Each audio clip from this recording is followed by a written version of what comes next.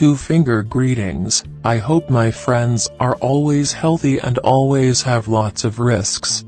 Okay, friends Slanker and Slanky, after we have watched the history of the formation of the Slank Band which has not yet been completed, let us together continue the history of the formation of the Slank Band to the next part. Without further ado, let's get straight to the next video. Salam dua jari, semoga kawan sehat selalu dan selalu banyak rizki. Oke, kawan Slanker dan Slanky, setelah kita sama-sama saksikan sejarah terbentuknya band Slank yang belum tuntas, mari kita sama-sama lanjutkan kembali sejarah terbentuknya band Slank ke part berikutnya. Tanpa basa-basi langsung aja kita next videonya.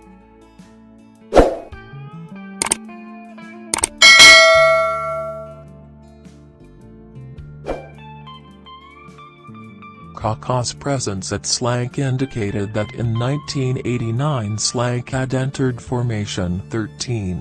Armed with his own songs, Slank often submitted song demos to various music labels but none of them were interested. Until finally, Slank had the opportunity to collaborate with Bodi Sisatio and carry out the recording process at Jackson Studio, Studio 15, etc. for the first album.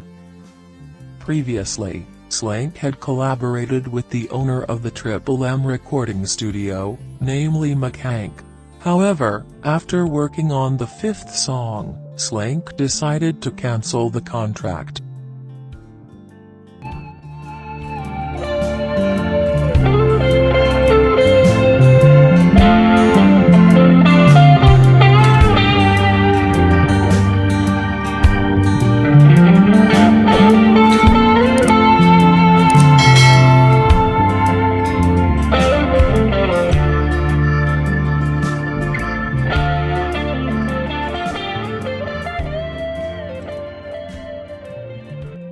Kehadiran kakak di Slank menandakan bahwa di tahun 1989 Slank telah memasuki formasi 13. Berbekal lagu-lagu sendiri, Slank pun kerap menyodorkan demo lagu ke berbagai label musik tapi nggak ada satupun yang kepincut. Sampai pada akhirnya, Slank berkesempatan untuk menjalin kerjasama dengan Budi Susatyo dan melangsungkan proses rekaman di Jackson Studio, Studio 15, dan lain-lain untuk album pertama. Sebelumnya, Slank sempat menjalin kerjasama dengan pemilik studio rekaman Triple M yaitu Macang. Namun baru menggarap lagu kelima, Slank memutuskan untuk membatalkan kontrak tersebut. Bodi Sisatyo, who is the designer for album covers for famous Indonesian singers, decided to help Slank because he saw something different in Slank. Slank combined opinions with Bodi Sisatyo who acted as producer, and this combined opinion resulted in the decision, "We agree to disagree." Thanks to this agreement, arguments abounded in the collaboration between Slank and Bodi Sisatyo. One of Bodi Sisatyo's requests was to change the title of the song, which was considered a bit dirty and had to be changed. So one of the Slank songs, which was previously entitled My Night Butterfly, was changed to Forgive. In 1990, Slank's first album was born, entitled Suit, Hee Hee. Sexy Girl, with a cover design featuring the Slank logo made by Bodi Sisatyo. Budi Susatyo yang merupakan desainer untuk cover album penyanyi-penyanyi tersohor tanah air, memutuskan untuk membantu Slank karena melihat sesuatu yang berbeda dari dalam diri Slank. Slank menyatukan pendapat dengan Budi Susatyo yang bertindak sebagai produser, dan penyatuan pendapat tersebut menghasilkan keputusan, "Kami sepakat untuk tidak sepakat." Berkat kesepakatan tersebut, Adu argumentasi pun menghiasi kerjasama Slank dan Budi Susatyo. Salah satu permintaan Budi Susatyo adalah perubahan judul lagu yang dinilai agak jorok dan harus diganti. Maka salah satu lagu Slank yang tadinya berjudul Kupu-Kupu Malamku diubah menjadi Maafkan. Di tahun 1990, terlahirlah album perdana Slank yang diberi judul Sweet, Sweet, Hey Hey, Gadis Seksi, dengan desain cover yang menampilkan logo Slank buatan Budi Susatyo. The song chosen to be released from Slank's first album was Sorry, with a simple video clip concept. The presence of a video clip for the song Maafkan on television finally succeeded in attracting the interest of young people, especially rock music lovers in the 90s, to get to know Slank. This album also sold well in the market and made Slank win the Best-Selling Album Award for 1990 to 1991 in the BASF Awards, Rock Music category. The music and lyrics presented by Slank on their first album are considered to represent the thoughts of young Indonesians, and Slank is also considered an anti-establishment symbol, but full of intelligence. Lagu yang menjadi pilihan untuk diorbitkan dari album pertama Slank adalah Maafkan. Dengan konsep video klip sederhana, kehadiran video klip untuk lagu Maafkan di televisi akhirnya berhasil menarik minat anak muda, terlebih pecinta musik rock di tahun 90-an untuk mengenal Slank. Album ini pun laris di pasaran dan membuat Slank berhasil meraih penghargaan album dengan penjualan terbaik tahun-tahun 1990 sampai tahun 1991 dalam Best of Award kategori musik rock. Musik dan lirik yang disajikan Slank di album pertamanya dianggap mewakili isi kepala dari anak-anak muda Indonesia, dan Slank pun dianggap sebagai simbol anti kemapanan, namun penuh kecerdasan. After the success of the first album, Slank often appeared at various events, starting from campus events, television, to stages outside the city. Slank's new steps were not always smooth. Internal conflicts often hit Slank, which resulted in Pei's intention to leave Slank. Fortunately, this could be prevented by deliberation, and this incident inspired Slank to create the song Too Sweet, which was included in Slank's second album. Setelah kesuksesan album pertama tadi, Slank jadi sering tampil di berbagai acara. Mulai dari acara kampus, televisi, hingga panggung luar kota. Langkah baru Slank juga nggak melulu mulus. Konflik internal kerap melanda Slank yang berujung niatan Pei untuk hengkang dari Slank. Untungnya, hal itu bisa dicegah dengan musyawarah, dan kejadian ini menginspirasi Slank untuk menciptakan lagu Terlalu Manis yang masuk di album kedua Slank. Slank not only presents music, but also conveys dreams and tells various events through songs. Apart from that, Slank also often experiments in music to produce something different from before. Various songs created in the first year of Slank's success were summarized in an album entitled Village.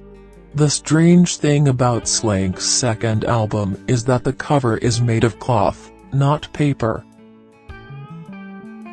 Slank bukan hanya menghadirkan musik, tapi juga menyampaikan mimpi-mimpi dan mengisahkan beragam kejadian lewat lagu.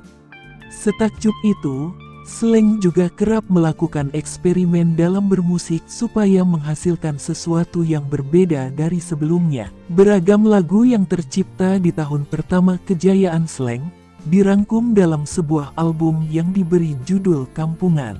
Keanehan dari album kedua Slank adalah covernya dibuat dari kain, bukan kertas. On the second album, Slank became bolder by containing songs with rock-solid lyrics and music, the result of emotional outbursts from its personnel. With the songs Too Sweet and Red Roses Mawar Merah, Slank's second album won the award as the best-selling album 1991 to 1992 in the pop rock category at the BAFTA Awards. Di album kedua, Slank semakin berani dengan memuat lagu-lagu dengan lirik dan musik yang cadas, hasil luapan emosi dari para personilnya. Dengan lagu Terlalu Manis dan Mawar Merah, album kedua Slank berhasil meraih penghargaan sebagai album dengan penjualan terbaik tahun 1991 sampai tahun 1992 kategori pop rock dalam Best of Award. After the second album, Slank became increasingly popular in the Indonesian music world, often receiving calls to perform in various cities in Indonesia, one of which was Bali. In this city, Slank began to recognize illicit goods, namely drugs, which damaged the productivity of Slank personnel. As a result, Slank's third album took longer to produce. This album is entitled Piss, a play on the English word peace, and the word piss in English also means piss, which means this album is a form of Slank's criticism of peace, which was urinated on or only felt by a few people at that time. Selepas album kedua tersebut, Slank semakin laris di dunia musik Indonesia. Sering mendapat panggilan untuk tampil di berbagai kota di Indonesia yang salah satunya adalah Bali. Di kota ini, Slank mulai mengenal barang haram yakni narkoba yang merusak produktivitas para personil Slank. Alhasil, album ketiga Slank memakan waktu lebih lama dalam penggarapannya. Album ini diberi judul PISS, plesetan dari kata dalam bahasa Inggris Piss, dan kata piss dalam bahasa Inggris juga berarti kencing, yang berarti album ini merupakan wujud kritik Slank terhadap perdamaian yang dikencingi atau hanya dirasakan beberapa orang saja pada saat itu.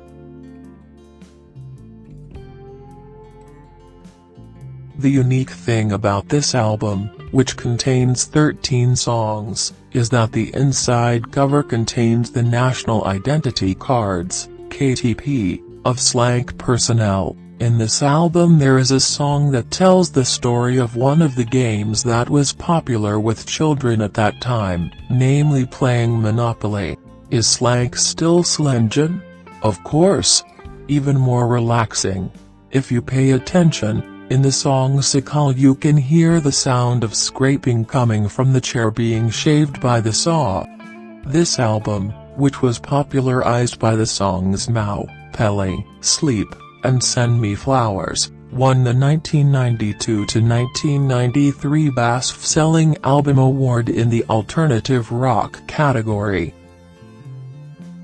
Keunikan yang terdapat di album yang berisi 13 lagu ini adalah cover dalamnya memuat kartu tanda penduduk, KTP, para personil Slank. Dalam album ini terdapat sebuah lagu yang mengisahkan tentang salah satu permainan yang gemar digemari anak-anak saat itu, yakni main monopoli. Apa Slank masih slengean? Tentu, bahkan lebih slengean. Bila diperhatikan, di lagu Cekal terdengar suara gresek-gresek yang berasal dari kursi yang diserut gergaji.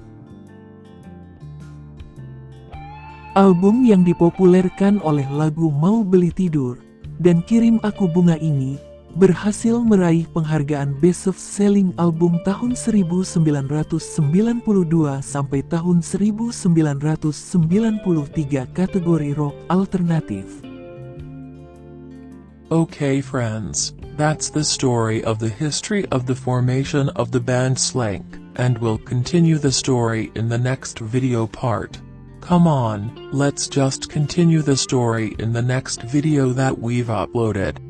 Oke kawan, begitulah kisah sejarah terbentuknya band Slank, dan akan kita lanjutkan ceritanya pada video part selanjutnya. Yuk langsung saja kita lanjutkan ceritanya pada video selanjutnya yang sudah kami upload.